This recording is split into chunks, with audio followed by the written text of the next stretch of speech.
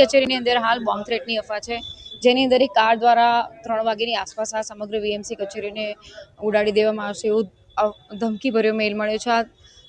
મેલની પુખ્તા કરીને અમે લોકો અમારી સમગ્ર ટીમો છે એ ટીમો સાથે અહીંયા જે સઘન તપાસણી કરી રહ્યા છે, જેની અંદર વીએમસીના કર્મચારીઓ જે સિક્યોરિટી વિંગ સંભાળે છે એમની સાથે મળી અને આ અલગ અલગ ટીમો સાથે અમે લોકો BDDS ને બધા સાથે ભેગા મળી અને આ સમગ્ર ઓફિસ છે સ્ટરલાઇઝ કરી એને ચેક કરી અને એની સાથે અલગ અલગ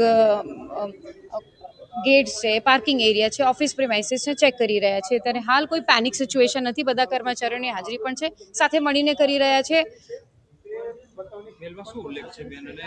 મેલમાં અત્યારે હાલ મેલ અમારી સાયબર સેલની એજન્સી આખી મેલ કઈ ત્યાંથી આવ્યો છે, કેટલા વાગે આવેલો છે, મેલની કન્ટેન્ટ શું છે એ બધું સાયબર સેલ તપાસ કરી રહ્યું છે. અત્યારે હાલ બેઝિક માહિતી આધારે 3 વાગ્યાની આસપાસ અહીંયા કાર દ્વારા સમગ્ર ઓફિસ ઉડાડી દેવામાં આવશે. એના આધારે અમે લોકો બધા ગેટ, નવી આવનાર ગાડીઓ, જૂની ગાડીઓ અને ઓફિસ પ્રિમાઇસીસ ચેક કરી રહ્યા છે.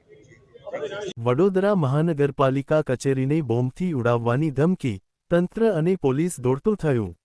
વડોદરા શહેરમાં આજે સવારે એક ગંભીર અને ચિંતાજનક ઘટનાએ વહીવટી તંત્રમાં ખળભળાટ મચાવી દીધો છે.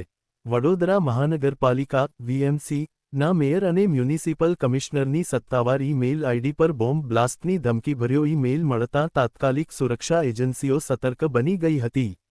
ધમકી મળ્યા બાદ police, bomb disposal squad, dog squad તેમજ સાયબર ક્રાઇમ વિભાગની ટીમોએ તપાસ શરૂ કરી છે.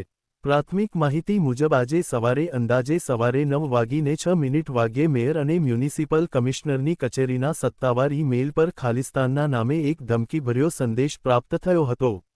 ઈ-મેલમાં 18 જૂનથી 30 સપ્ટેમ્બર દરમિયાન વડોદરા મહાનગરપાલિકાની મેયર કચેરી, મ્યુનિસિપલ કમિશનર કચેરી તેમજ શહેરની કેટલીક શાળાઓને બોમ્બ બ્લાસ્ટ દ્વારા નિશાન બનાવવાની ચીમકી આપવામાં આવી હોવાનું જાણવા મળ્યું છે.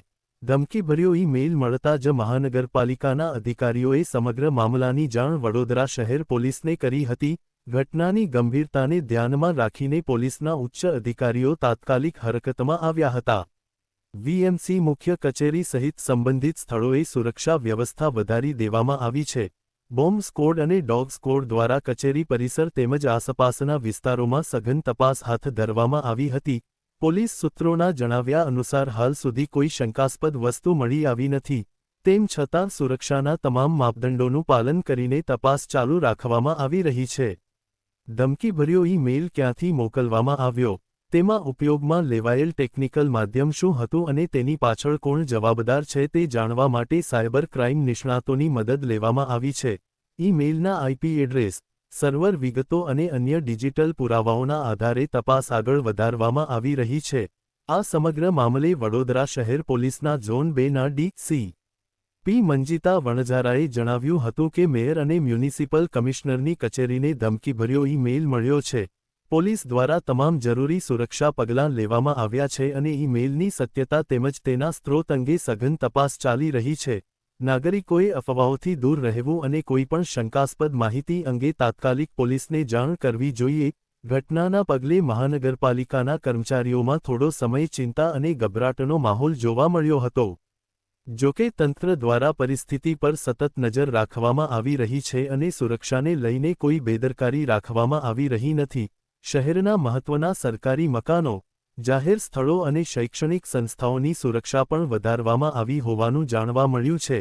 હાલ સમગ્ર મામલે પોલીસ, સાયબર ક્રાઇમ વિભાગ અને અન્ય સુરક્ષા એજન્સીઓ સંયુક્ત રીતે તપાસ કરી રહી છે. તપાસ પૂર્ણ થયા બાદ જ ધમકીની વાસ્તવિકતા અને તેની પાછળના તત્વો અંગે સ્પષ્ટ માહિતી સામે આવશે. ઘટનાએ શહેરમાં ચર્ચાનો વિષય સર્જ્યો છે અને નાગરિકો પણ તપાસના પરિણામોની રાહ જોઈ રહ્યા છે.